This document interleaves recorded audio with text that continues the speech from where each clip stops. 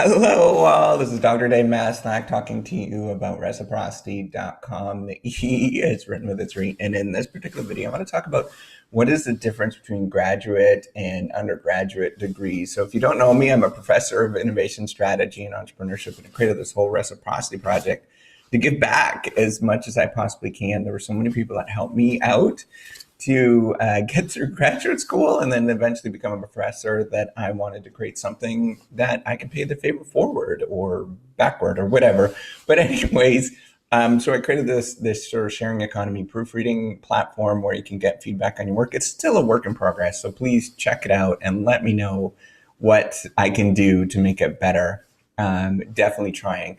And then doing these YouTube videos to help you out in answering all these different questions. All right. So before I go, I'm not talking about with the graduate degree. I'm not necessarily talking about professional graduate degree programs or slots them. So things like an MBA, Master's of Business Administration.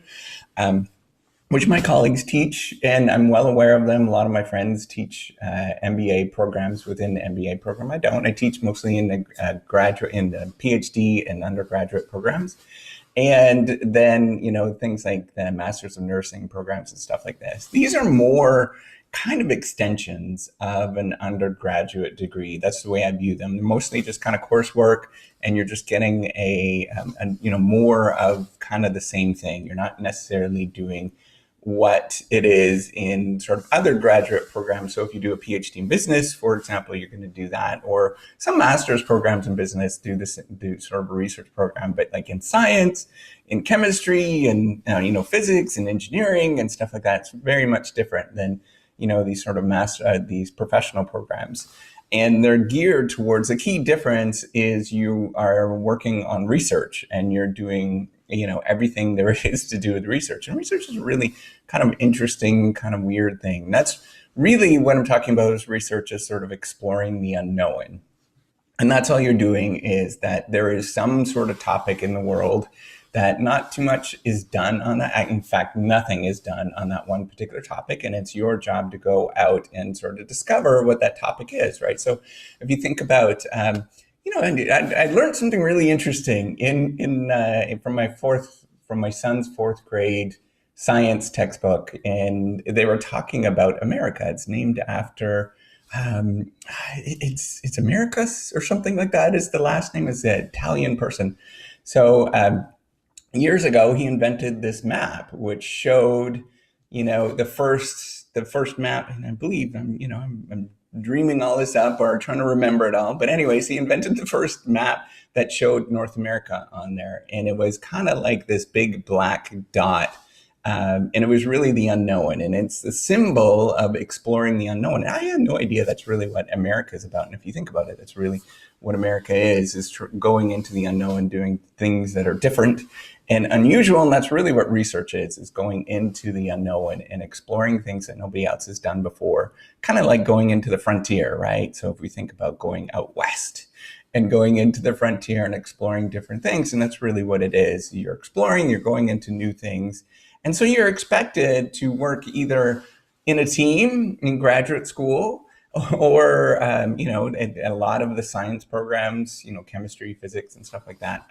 So I don't know if you know this, but like if we in business, we study the sort of business of and science of science, right? Like how things actually get done. That's kind of a common topic that we would look at. And so, some people work in teams and labs and stuff like that. And you're just sort of pushing things forward and exploring a different area. I mean, you also, especially if you're doing a PhD, you're going to be expected to do things on your own and develop your own lab and develop your own ideas going forward and explore different things, right? Like that is your independent research going forward. So you might be expected to do, maybe it is create your own theory of some sort, right? And so you're expected to do that going forward. So the second thing that's important is you're expected to understand what theory is. And you kind of get a smattering of that. So in a lot of undergraduate programs, I took a lot of different undergraduate courses. I did a minor in sociology, which was like 10 courses. in sociology, and I also did like things in my undergrad was in chemical engineering, and so you get all of these kind of smattering of ideas, and each course they have all these different ideas. But what you're going to do in graduate school is pick one of those courses and then one of the ideas in those courses and sort of dig deep into that, right? So, and it's going to be one sort of theoretical area, whether it's like goal setting, for example.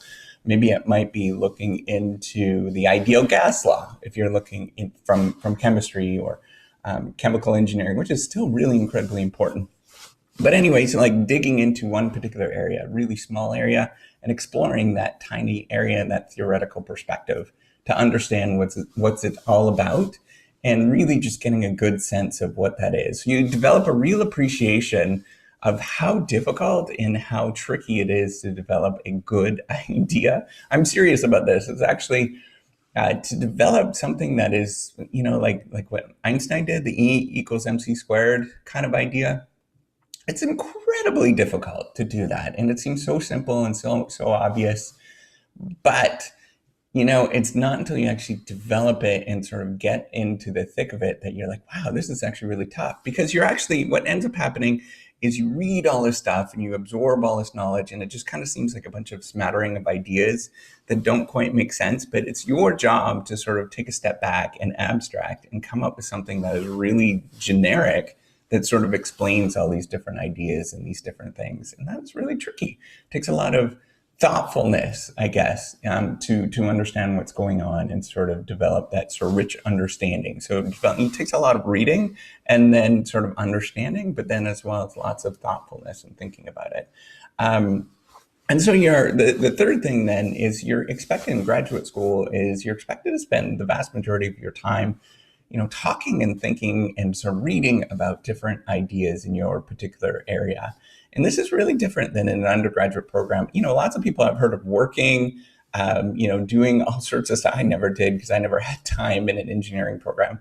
But lots of people work in their undergraduate program, but in a graduate program that's research oriented, you're just not going to have time, and you're going to be really focused and thinking about it. And then all of your conversations with people around you, other than maybe your significant other, you probably get bored and tired of listening to you talk about this kind of stuff, but everybody is going to be interested in that particular idea that you're doing. And then you're going to be meeting with your supervisors or advisors, and they're going to be giving your graduate advisors, and you're going to have conversations, like really rich, interesting conversations about this particular idea going forward and what to do. And, how do we actually study this? And, things like that. It becomes it's really just, you're really immersed in the understanding of something, and you really develop a great understanding of what that is. And you get lost in these ideas, right? So some people think that professors are absent-minded, and sort of people that are doing graduate school are really absent-minded. Well, it's just because that they're thinking about something, and they're really, really thinking about it all the time, and they're kind of detached from other people, sort of the real world, I guess, and they're thinking about that stuff, right? So that's what you're going to expect in a graduate program compared to an undergraduate program. It's going to be very, very different that way. And then sort of the other thing that, to get you up to speed where you can have these sort of rich conversations and, where you're actually going out for coffee to talk about, I don't know, maybe it's theoretical physics, something in whatever it is, right? Like the topic that you're interested in, you need to take a lot of courses. And so the courses, they're not going to be like lots of courses. That's not what I mean. But each course are going to be so unbelievably difficult. It's going to be like equivalent to about 2 or 3 undergraduate courses. And you are going to feel extremely overwhelmed. In fact, a lot of people have to develop sort of tricks and sort of ways to deal with the amount of work that they get with all the reading and stuff like that. It's unbelievable the amount of work, the amount of reading that you're going to have to do to sort of get up to speed with everybody else out there, right? So you are going to have to develop, maybe it's to work in a team and sort of understand how to work in a team. Maybe it is, to learn how to read quicker, right? Like you're going to develop things like that just to get through the amount of material. You're going to feel very overwhelmed, and that's normal. That's kind of the process, and you just get immersed in that, and then you just have this really rich understanding. And so this is, a thing that you're going to feel. So this number 5 is you're going to feel. I guarantee everybody feels like this. I don't know of anybody that hasn't did a graduate program in a research sort of oriented graduate program that hasn't felt like this. Is you're going to feel unbelievably lost. You're going to feel alone, and you're going to have a lot of negative feelings along the way. So there's lots of different reasons for this. You're constantly being corrected with your ideas. You used to think the world would work like this, but you're not, or it's not. It works completely different than what you thought.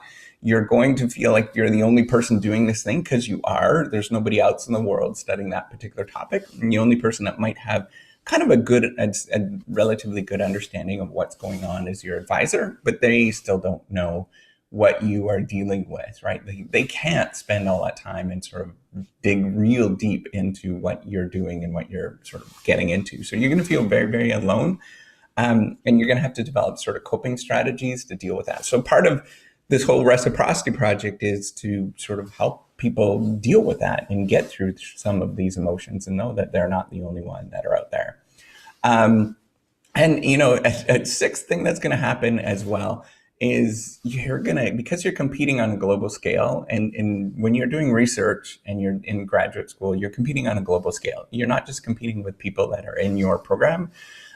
You're competing against people all around the world because there's people all around the world doing research, and you're going to have to submit things to conferences and journals and stuff like that.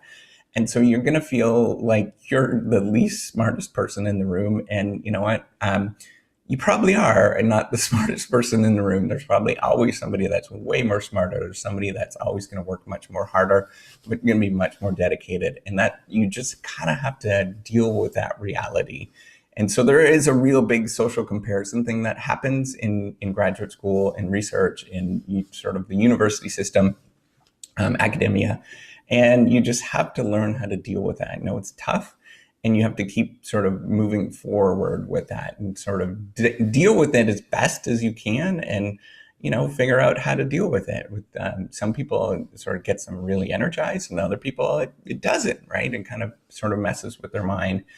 And there's lots to be said with that. Maybe I could do a video at one point if you're all interested. Just let me know with the comments below. All right. So and then lastly, so.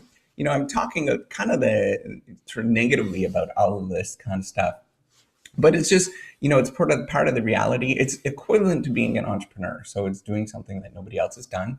Maybe it's being like an explorer, right? So you're Christopher Columbus and you're going to a different land, or the Vikings or whatever, or, going across the Bering Strait, right? The first people to go into North America.